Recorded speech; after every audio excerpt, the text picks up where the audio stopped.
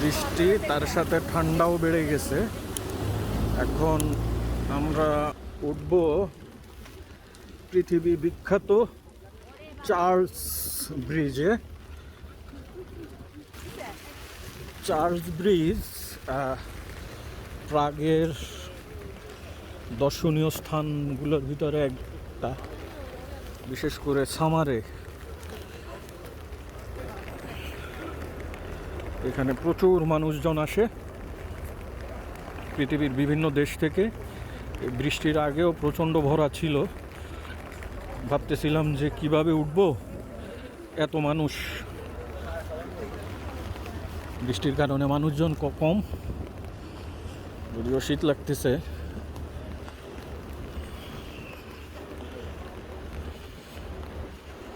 তাও একটু সুবিধাই হলো বলা যায়।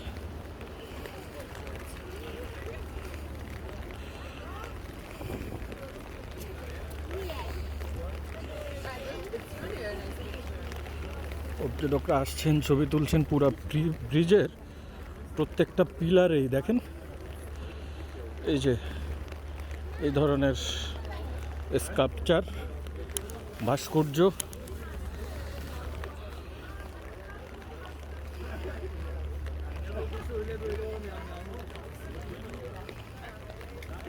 চার্লস ব্রিজ প্রথমে নির্মিত হয় 1000 সালের দিকে। তখন ওই ব্রিজটা ছিল কাঠের। তারপর বন্যায় ব্রিজটি ভেঙে গেলে তখনকার রানী জুডিথের নাম অনুসারে এইখানে পাথরের একটি ব্রিজ করা হয়। জুডিথ ব্রিজ নির্মাণ করা হয় 1100 সালে। এটা 1158 সালে নির্মাণ শুরু হয়, 1172 সালে যায় এটা নির্মাণ শেষ হয়। বাতাস কমে গেছে, কিন্তু খুব ভারী ভারী ফোঁটার বৃষ্টি হচ্ছে। এই ভাস্কর্যটার নাম ক্যালভেরি। এই ভাস্কর্যটায় হিব্রু ভাষায় বাইবেলের বাণী লেখা, যার অর্থ করলে দাঁড়ায় সর্বশক্তিমান প্রভু। এই ব্রিজের ইতিহাস সম্বন্ধে যা বলছিলাম, 1342 সালে বন্যায় জুডিথ ব্রিজটা আবার ভেঙে যায়। এরপর 1357 সালে ওই ব্রিজের জায়গা আরেকটু সরিয়ে সেখানে আরেকটি ব্রিজ নির্মাণ শুরু করেন রাজা চতুর্থ চার্লস। এই ব্রিজটার নাম 1870 সালে চার্লস ব্রিজ রাখা হয়। এর আগ পর্যন্ত এটাকে স্টোন ব্রিজ বা প্রাগ ব্রিজ নামে ডাকা হতো। চার্লস ব্রিজ দেখাতে দেখাতে এই ব্রিজটার ইতিহাস সম্বন্ধে আরও বলার চেষ্টা করব। আশা করি পুরোটা সময় সাথে থাকবেন। এই যে ব্রিজের উল্টা পাশে যে বড় প্রাসাদটা দেখা যাচ্ছে, সেটা হচ্ছে রাজবাড়ি। এখানে যত পর্যটক দেখতে পাচ্ছেন, এরা সবাই আসছে এই ব্রিজ দেখে, রাজার বাড়ি দেখে। তো এই মুহূর্তে যদিও পরিকল্পনা ছিল রাজবাড়িতে যাওয়ার, কিন্তু এই মুহূর্তে এই বৃষ্টির কারণে সেটা সম্ভব না। চার্লস ব্রিজ নির্মাণের সাথে জড়িয়ে আছে একটা রহস্যময় সংখ্যা। এই চার্লস ব্রিজের প্রথম পাথর বা ভিত্তিপ্রস্তর স্থাপন করা হয় এমন সময়ে, দিন তারিখ বছর সব হিসাব করে, যে এই সংখ্যাগুলোকে উল্টালেও একই হয়। এই চার্লস ব্রিজের প্রথম ভিত্তিপ্রস্তর স্থাপন করা হয় 1357 সাল 9 তারিখ জুলাই মাস 5টা 31 মিনিটে। এই নদীটার নাম ভালটাবা নদী। এইটা চেক রিপাবলিকের সবচেয়ে বড় নদী। এই নদীটা চেক থেকে বয়ে গেছে জার্মানি পর্যন্ত। ভালটাবা রিভারের দৈর্ঘ্য প্রায় 430 কিলোমিটার। এই ভালটাবা নদীর উৎপত্তি বহিমিয়ান ফরেস্ট থেকে। বহিমিয়ান ফরেস্টের যে পাহাড়গুলি আছে চেক রিপাবলিকের সাউদার্ন বর্ডারে, সেইখান থেকে এই নদীর উৎপত্তি। বৃষ্টি এখন অনেকটা কমে আসছে, কিন্তু ঠান্ডা বেড়ে গেছে অনেক। এই চার্লস ব্রিজে টোটাল ভাস্কর্যের সংখ্যা 31। তবে এখানকার সবগুলো ভাস্কর্যই অরিজিনাল না। এখন যেগুলি দেখতে পাচ্ছেন এগুলি সব অরিজিনাল না, কিছু কিছু এখানে রেপ্লিকা। অরিজিনালগুলো সরিয়ে নিয়ে যাওয়া হয়েছে, তারপর তার মতো আরেকটা রেপ্লিকা তৈরি করা হয়েছে। রাস্তার উপরে, ব্রিজের উপরে ভ্রাম্যমান দোকান, ফেরিওয়ালা আর কি। আরও কয়েকটা ছিল, ওগুলি বন্ধ বৃষ্টির কারণে। রাজা চার্লস ছিলেন একজন রহস্যময় ব্যক্তি, সম্ভবত রাজ জ্যোতিষীও ছিলেন রহস্যময় ব্যক্তি। তাই চার্লস ব্রিজ নির্মাণের জন্যে তারা যে সংখ্যাটা ব্যবহার করেন, অর্থাৎ সময়ের, 135779531। দেখেন সংখ্যাটারে যদি উল্টান একই পড়ে। আর এই সংখ্যাটা দিয়ে কি বোঝানো হয়েছে তা তো একটু আগেই বলছি।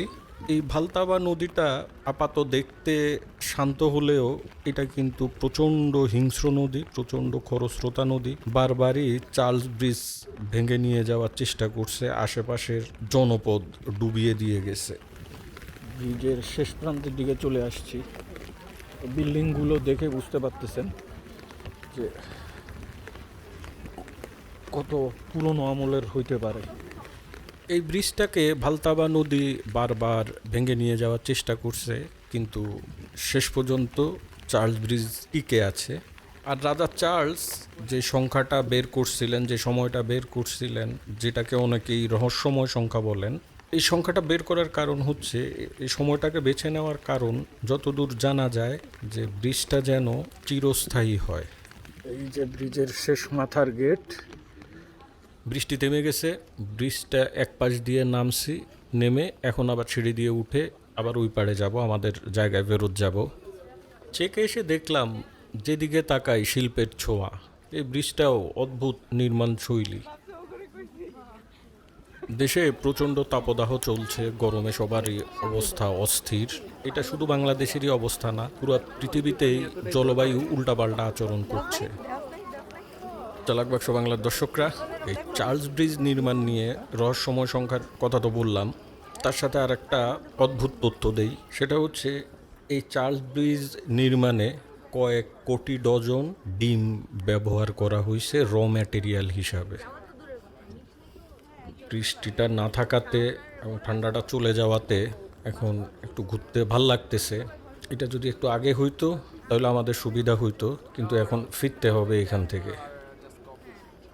এই ব্রিজটা বানানোর জন্যে রাজা চার্লসের দরবার থেকে দেশবাসীর প্রতি আদেশ জারি করা হয়, তারা যেন তাদের সব ডিম এই ব্রিজের জন্য পাঠিয়ে দেয়। তো এর ভিতরে একটা অঞ্চলের মানুষ, তারা সাবধানতা বশত যেন ডিমগুলি ফেটে না যায় বা ভেঙে না যায়, তাদের সব ডিম তারা সেদ্ধ করে পাঠায় এই রাজধানী প্রাগে, যেটা নিয়ে পরবর্তীতে পুরা ইউরোপ জুড়েই হাসাহাসি শুরু হয়।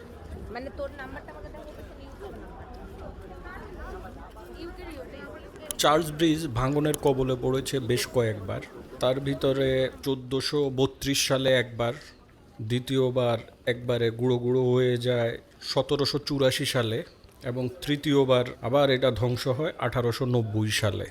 ইউরোপের যুদ্ধ, উন্নয়ন, দারিদ্রতা, সংস্কৃতি, শিল্প সব কিছুরই সাক্ষী এই চার্লস ব্রিজ। চার্লস ব্রিজ ইতিহাসের সাক্ষী হয়ে আছে আজকে প্রায় 1000 বছর। বৃষ্টি চলে যাওয়ার সাথে সাথে এখানে পর্যটকের সংখ্যা বাড়তেছে। এই যে এখানে বিক্রি করতেছে চার্লস ব্রিজের বিভিন্ন ছবি, পাশেরটাই সুভেনিয়র, পর্যটকরা কম বেশি কিনতেছেন। এই ভালতাবা নদীর বিশাল এলাকা জুড়ে পুরোটাই প্রায় পর্যটন স্পট। এই চার্লস ব্রিজের মতো অসংখ্য পর্যটন স্পট আছে।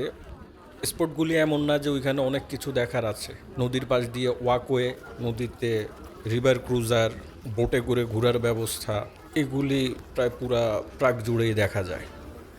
আমরা যদি আমাদের বুড়িগঙ্গা নদীটাকে এই অবস্থায় আনতে পারি, তাহলে একটু চিন্তা করেন আমাদের পর্যটন খাত কতটা উন্নত হবে। কিন্তু আমাদের যে সমস্যাটা হয়, হয়তো ঠিকমতো সব কিছুই হয়, আবার মেনটেনেন্সটা হয় না। আবার যেটা দেখা যায় যে মেনটেনেন্স হয়তো হচ্ছে, কিন্তু ওইখানে যারা বিভিন্ন রাইড শেয়ারিং করেন বা এই ফ্যাসিলিটিগুলি সেল করেন, তারা এত বেশি পরিমাণ দাম নেন এবং যাত্রীদের সাথে বা পর্যটকদের সাথে যে পরিমাণ দুর্ব্যবহার করেন, সেটা আসলে ভাষায়ও প্রকাশ করা যায় না। আমরা যদি কক্সবাজারে যাই, দেখবেন যে ওইখানকার যে ক্যামেরা নিয়ে ঘোরা ফটোগ্রাফাররা আছে, এরা মানুষকে কি পরিমাণ নাজেহাল করে, মানে তাদের নাজেহালের খবর প্রায় পত্রিকায় আসে। এরপর কুয়াকাটা বিচে যান, একই অবস্থা। ওইখানে আরেক উৎপাত হচ্ছে যে বাইক রাইডাররা। আমরা যদি এই ঝামেলাগুলো থেকে মুক্ত হতে পারি, আমাদের বৈদেশিক মুদ্রার বড় একটা অংশ কিন্তু আসবে এই পর্যটন খাত থেকেই।